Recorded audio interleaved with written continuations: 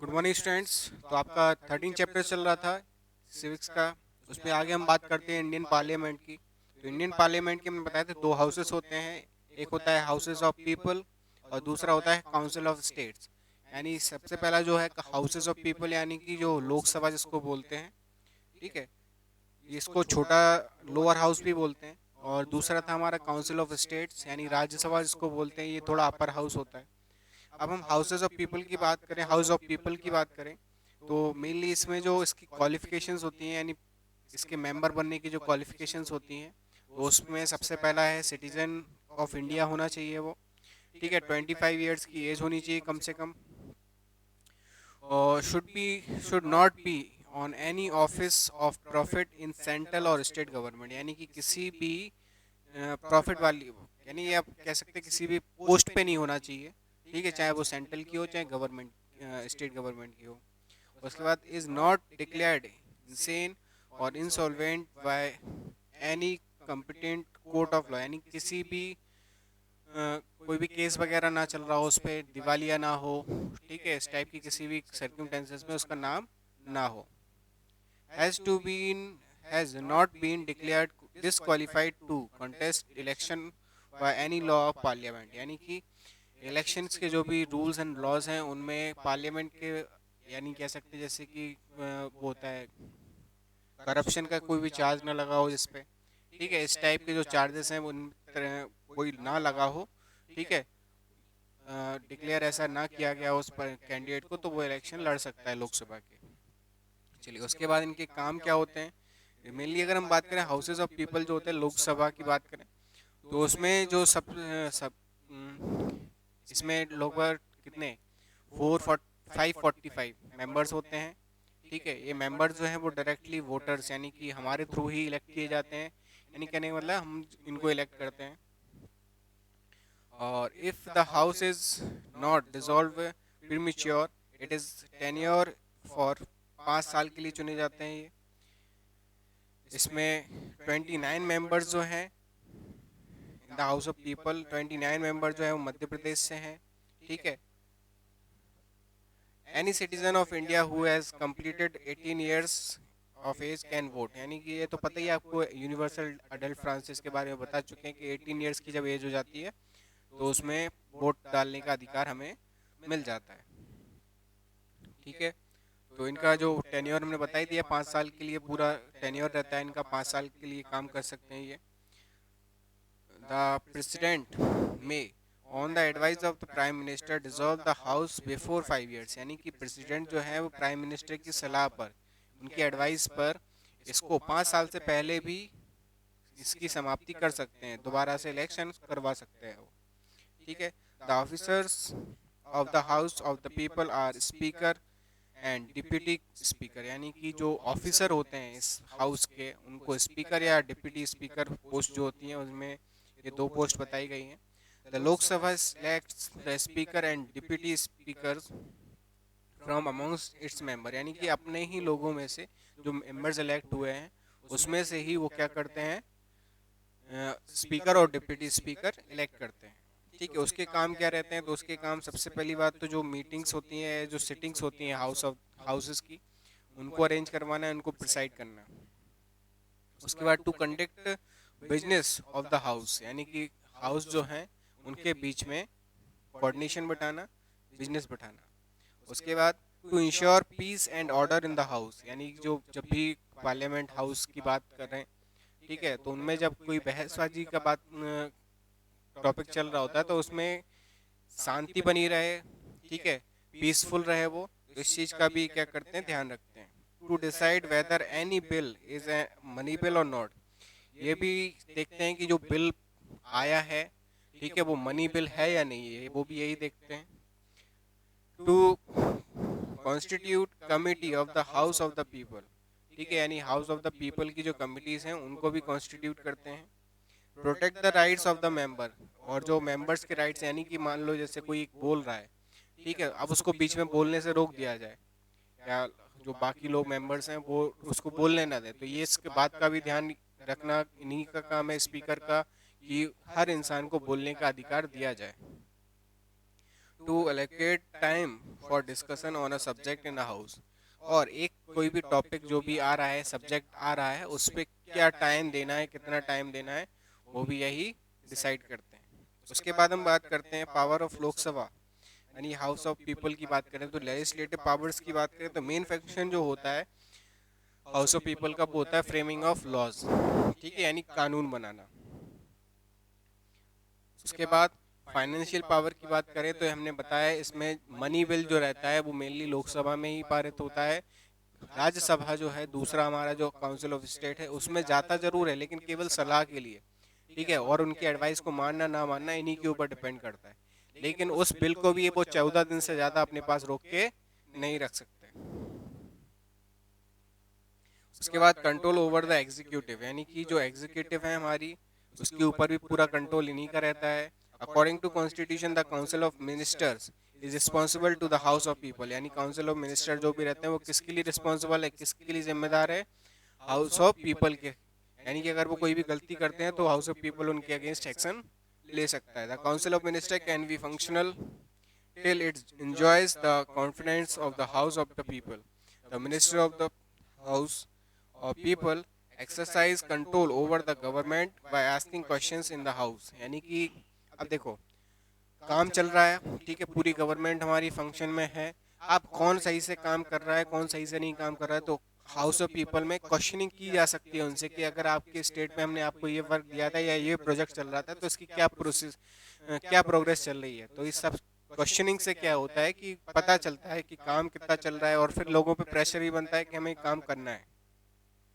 उसके बाद amendment in the constitution, यानी कोई हमने बताया था कोई भी ऐसा लॉ, ठीक है, या ऐसा कोई भी आर्टिकल जो कि हमारे लिए सही ना हो या हमारे फंडामेंटल राइट्स जो हैं उनके अगेंस्ट जा रहा हो तो उसमें सुधार भी किए जा सकते हैं, इनको अमेंडमेंट्स बोलते हैं।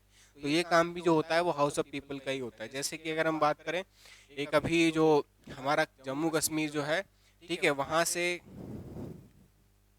उसको उसका जो पहले तक कॉन्स्टिट्यूशन अलग था, वहाँ का मतलब फ्लैग वहाँ पे अलग था, वहाँ का नेशनल एंथम सब कुछ अलग था, एक अलग था एक तरह से, ठीक है, उसको भी अब पूरा भारत में ही जोड़ लिया गया है, ठीक है, वहाँ से जो भी वहाँ पे धारा लगी थी वो हटा के, ठीक है, अब वहाँ पे भी हमारा नेशनल फ्लैग ही चलेगा, नेशनल एंथम ही चलेगा, वो अब हमारे देश का ही हिस्सा है, वहाँ पे अब कुछ भी अलग नहीं है। तो ये क्या है, अमेंडमेंट किया गया, क्योंकि ये सीधी सी बात है अगर हमारे देश का हिस्सा है तो उसमें अलग क्यों, उसके साथ कुछ भी अलग क्यों, ठीक है।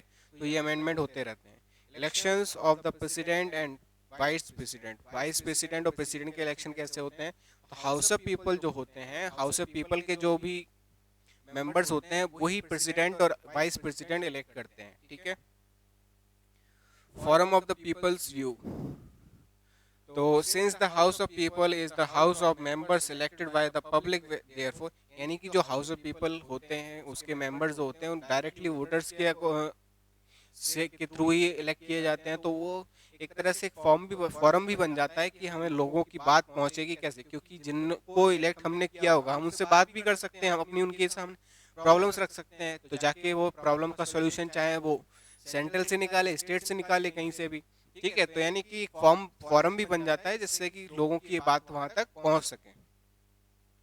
उसके बाद मिसलेनियस फंक्शन, तो Lok Sabha can bring a motion of impeachment of the president, तो इनको एक बार आप पढ़ लेना। उसके बाद it can discuss the proposal passed by the council of states for removal of the vice president, कहने का मतलब ये कुछ ऐसे भी फंक्शन है जो कि मिले जुले हैं, यानी कि मिसलेनियस सब तरह के मिक्सअप हैं, ठीक है, तो वो भी अलग से रहते हैं। मेनली फंक्शंस जो थे वो ऊपर हम डिस्कस कर चुके हैं, उसके अलावा जो फंक्शंस है वो नीचे दिए हुए हैं, एक बार पढ़ लेना, जो समझ में नहीं आया उसको लाइव क्लास में आप पूछ सकते हैं। उसके बाद हम दूसरे हाउस की बात करें तो काउंसिल ऑफ स्टेट, ठीक है, यानी कि राज्यसभा हमारा, तो राज्यसभा के जो मेंबर्स हैं उनकी क्वालिफिकेशंस की अगर हम बात करें तो मेंबरशिप जो है मैक्सिमम नंबर ऑफ क्वालिफिकेशन बाद में, पहले इसकी हम बात करें इसमें मेंबर्स कितने होते हैं तो 250 होते हैं टोटल, ठीक है। उनमें से आउट ऑफ दीज 238 मेंबर्स जो हैं वो elected by the legislative assemblies of the states, तो स्टेट्स की जो लेजिस्लेटिव असेंबलीज होती हैं उनमें से इलेक्ट किए जाते हैं 238।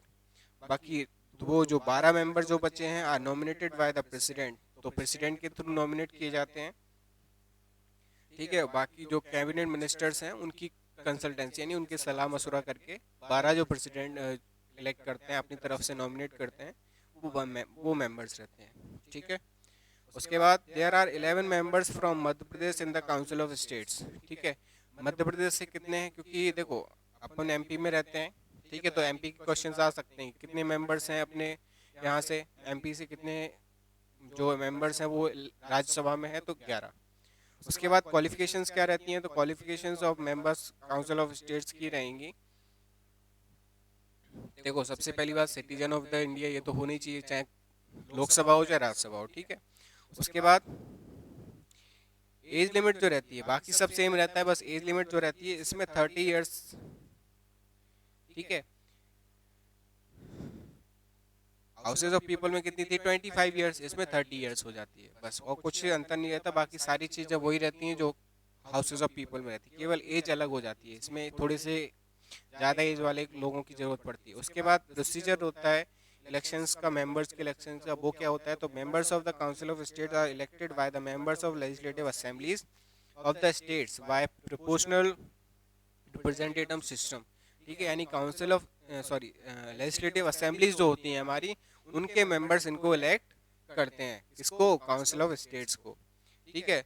उसके बाद the council of states shall not be subject to resolution like the house of people, the tenure of its members is 6 years. ठीक है। अब देखना हाउसेस ऑफ पीपल जो था उसकी टेन्योर था 5 ईयर्स का, इनका टेन्योर होता है 6 ईयर्स का, यानी 6 साल के लिए ये लोग काम करते हैं। ठीक है। लेकिन और इनको रिजोल्यूशन में, मतलब कि इनका जो रिजोल्यूशन जो है वो नहीं होता। ठीक है। जैसे कि उसको प्रेसिडेंट डिसॉल्व कर सकते थे, ठीक है, प्राइम मिनिस्टर की सलाह पे, लेकिन इसको नहीं कर सकते हैं। ठीक है।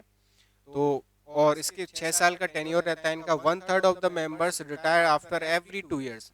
उसके बाद इसके जितने भी मेंबर्स हैं उसका 1/3 हर 2 साल में रिटायरमेंट ले लेते हैं, तो उससे चलता रहता है सिस्टम इनका। ठीक है। इसलिए 6 साल का टेन्योर इनको रखा गया है। And in their place new members 1/3 retired हो जाते हैं, उनकी जगह पे नए मेंबर्स इलेक्ट कर लिए जाते हैं। ठीक है। तो यही जो टेन्योर है वो चलता रहता है। उसके बाद ऑफिसर्स ऑफ द पार्लियामेंट, इसके ऑफिसर्स कौन रहेंगे, there shall be a chairman and deputy chairman. उसमें कौन थे, स्पीकर और डिप्टी स्पीकर, इसमें चेयरमैन और डिप्टी चेयरमैन। ठीक है। The vice president of the India is ex officio chairman of the council of states. ठीक है। यानी राज्यसभा के जो वाइस प्रेसिडेंट होते हैं वो उसके चेयरमैन होते हैं। ठीक है।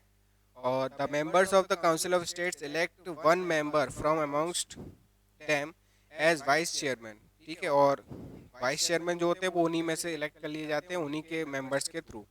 The duration of the office of vice chairman is 6 years.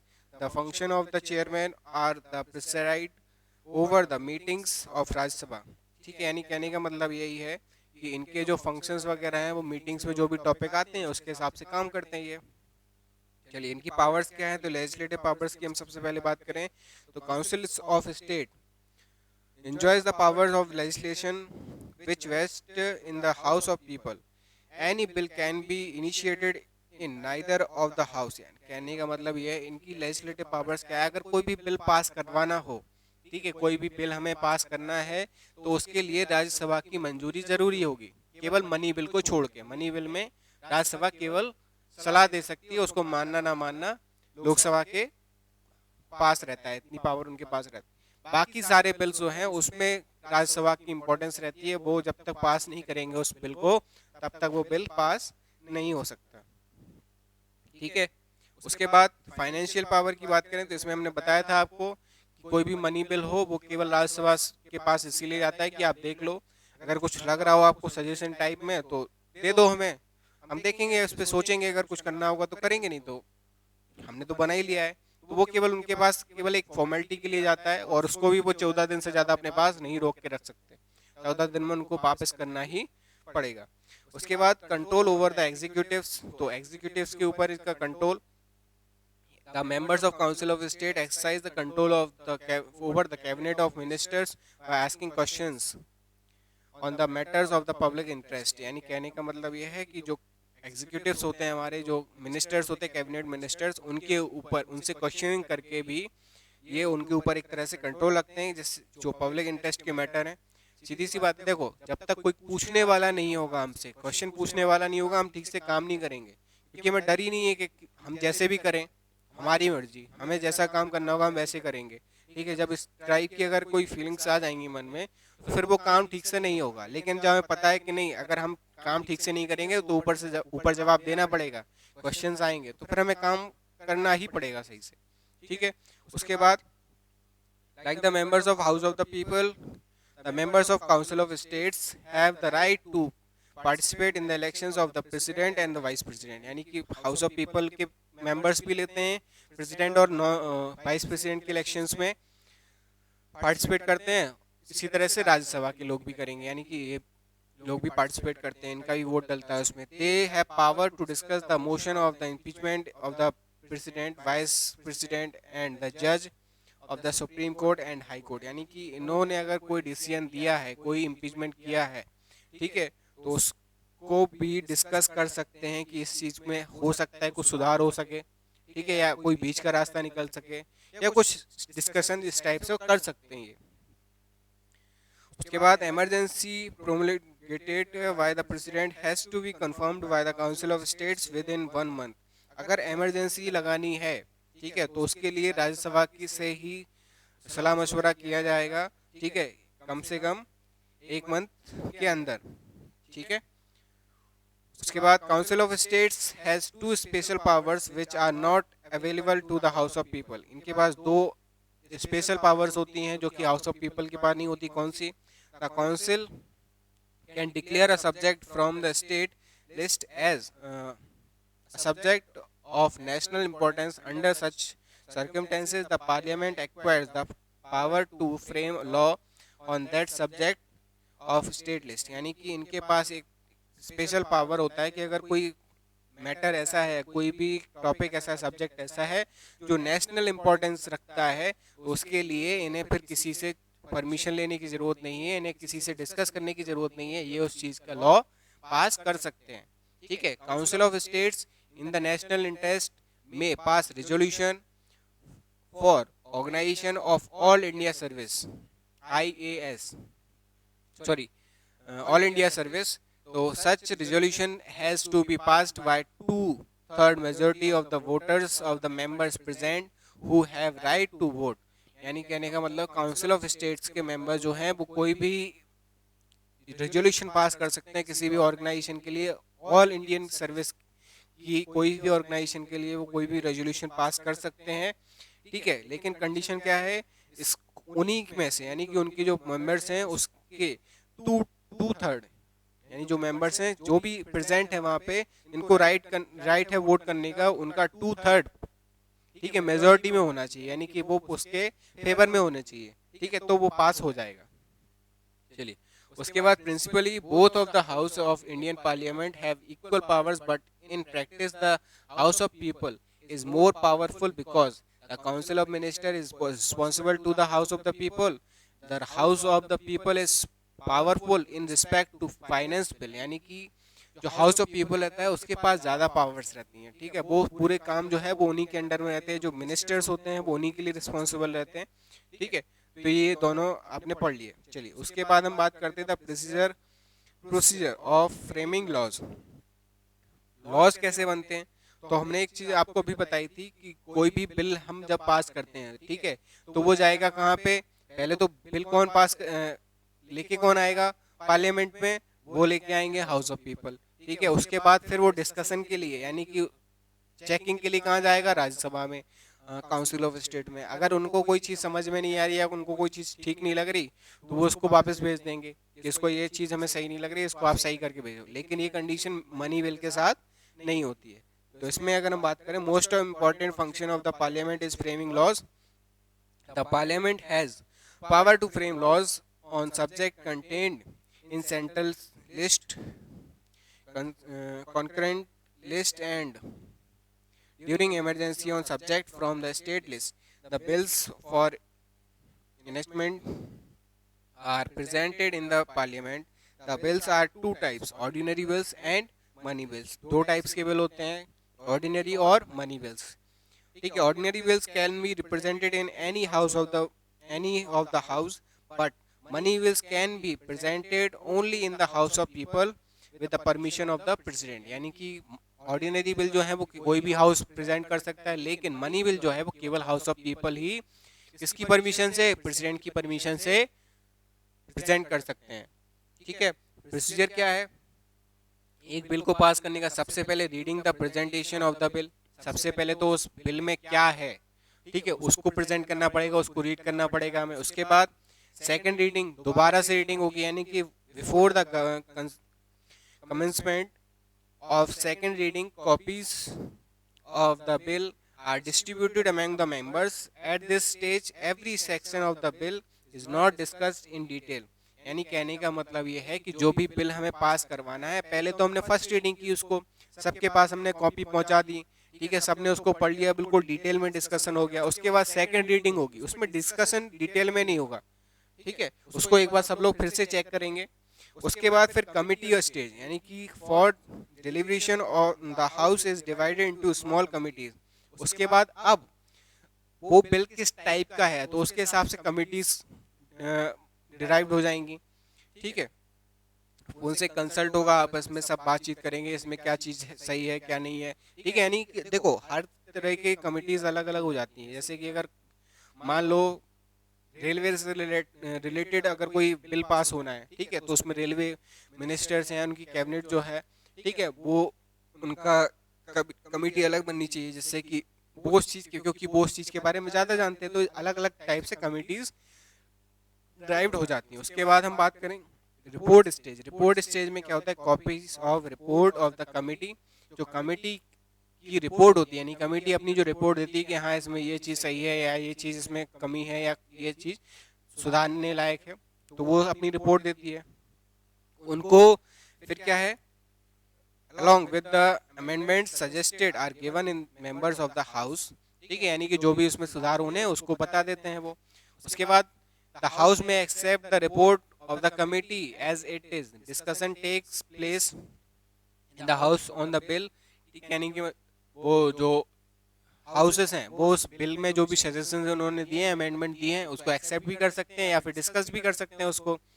ठीक है, और उसके बाद फिर in the end the voting takes place. If the bill is passed after voting then this stage is demand to be over. यानी कि जैसे ही voting, उसके बाद फिर अब जब सब पूरी प्रोसीजर हो जाती है, सबने देख लिया कि हाँ इसमें ये चीज़ हो गई, रिपोर्ट कंप्लीट हो गई, रिपोर्ट एक्सेप्ट हो गई, उसके बाद फिर वोटिंग होती है कि इसमें कौन कौन लोग इसके फेवर में हैं, कौन कौन इसके फेवर में नहीं है। ठीक है, तो उसके बाद फिर आती है third reading after the report stage. यानी रिपोर्ट स्टेज के बाद आती है थर्ड रीडिंग। ठीक है, यानी passing of the bill is called the last stage, या फिर कह सकते हैं थर्ड स्टेज। ठीक है, इसमें क्या होता है, ये अब बिल पास होने की कंडीशन पे पहुंच गया है। At this stage deliberation take place only on main features of the bill, not on every section of the bill. At this stage तो no changes are made in the draft bill. कहने का मतलब ये है, तो यहाँ से क्या है, फिर बस सब कुछ कंप्लीट हो चुका है। अब इसमें कुछ भी डिक्लेयर नहीं करना है, कुछ भी सजेशन नहीं, अब इसमें कोई भी चेंजेस नहीं होंगे। इसी बिल को कंप्लीट करके फिर क्या किया जाएगा, दूसरे हाउस में भेज दिया जाएगा। ठीक है, it is sent to another house under the signature of the speaker और चेयरमैन ऑफ द हाउस। यानी कि अगर लोकसभा से जा रहा है तो स्पीकर के साइन होंगे, या और अगर राज्यसभा से आ रहा है तो चेयरमैन के, हमने बताया था उसके चेयरमैन होते हैं, इसके स्पीकर होते हैं, तो उनके साइन के साथ उसको दूसरे हाउस में भेज दिया जाएगा। दोनों हाउसेस, अगर इस हाउस ने किया है, लोकसभा ने किया है तो राज्यसभा में जाएगा, राज्यसभा ने किया है तो लोकसभा में आएगा। ठीक है, जो बिल होता है उसको भेजा जाता है, sending bill in the second house, दूसरे हाउस में भेजा जाता है। असेंट ऑफ द प्रेसिडेंट, जब ये बिल पास हो जाता है दोनों हाउसेस में, उसके बाद प्रेसिडेंट के पास जाता है, वो साइन कर देते हैं, तो वो लॉ बन जाता है। ठीक है, ये तो थी नॉर्मली ऑर्डिनरी बिल जो होते हैं उनकी। हमने बताया था मनी बिल जो होता है, मनी बिल में क्या होता है, हमने बताया था मनी बिल को केवल लोकसभा ही प्रेजेंट कर सकती है, हाँ काउंसिल ऑफ स्टेट यानी राज्यसभा प्रेजेंट नहीं कर सकती है। ठीक है, राज्यसभा के पास केवल इसके ऊपर सजेशन देने का अधिकार होता है। ठीक है, उसके बाद executive The executive is another important organ of the government for efficient functioning of all the organs of the government. It is the executive which is responsible in the country. We have federal system. Therefore, executive is two types. Central executive, कहने का मतलब ये है हमारे executive क्या है, ठीक है, जो हमारे मिनिस्टर्स हैं, कैबिनेट मिनिस्टर्स हैं, ये सब क्या है, एग्जीक्यूशन में तो आएंगे, यानी कि जो है सामने आके जिनको हमारी जनता रिप्रेजेंट कर रही है, जो रिप्रेजेंट कर रहे हैं हमारी जनता को, ठीक है, वही तो हमारे एग्जीक्यूटिव में आएंगे, ठीक है। तो उसमें सेंट्रल से भी हो सकते हैं, स्टेट से भी हो सकते हैं, लोकल गवर्नमेंट से भी हो सकते हैं, ठीक है। उसके बाद प्रेसिडेंट के बारे में हम बात करें तो प्रेसिडेंट जो होते हैं, इसको आपको पता ही है, इनको इलेक्ट कौन करता है, दोनों हाउसेस के पीपल, मेंबर्स होते हैं दोनों हाउसेस के, वो इनको इलेक्ट करते हैं, ठीक है। उसके बाद इनकी क्वालिफिकेशंस क्या होती हैं, तो सबसे पहली बात इनको सिटीजन होना चाहिए इंडिया का, ये तो सबके लिए क्वालिफिकेशन है। दूसरी बात इनकी एज जो है वो 35 ईयर्स कंप्लीट हो जानी चाहिए। इनके पास दोनों हाउस में, यानी कि किसी भी हाउस का मेंबर होना चाहिए इनको, ये जरूरी है, ठीक है, ठीक है। तो राज्यसभा के हो या लोकसभा के, किसी के भी एक के भी इनको मेंबर होना चाहिए। Should not be on any office of, यानी कि किसी भी, देखो मेंबर्स तो होने चाहिए लेकिन किसी भी पद पे नहीं होने चाहिए, यानी कहीं से भी प्रॉफिट ना आ रहा हो उनको, ठीक है।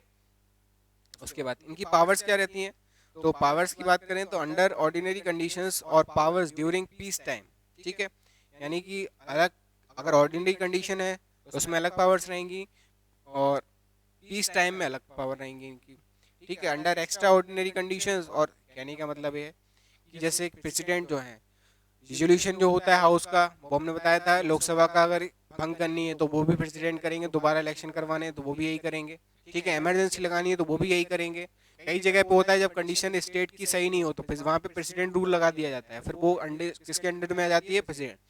तीनों सेनाएं जो हमारी हैं, यानी चाहे हम एयरफोर्स की बात करें, बॉर्डर की, थल सेना की बात करें, यानी कि आर्मीज की बात करें, और नेवी की बात करें, ठीक है, यानी जल सेना, थल सेना और वायु सेना, तीनों सेनाओं के अध्यक्ष यही होते हैं। तीनों सेनाओं को अगर कोई ऑर्डर देना हो, वॉर डिक्लेयर करना हो, तो प्रेसिडेंट ही करेंगे on the suggestion of the prime minister, ठीक है।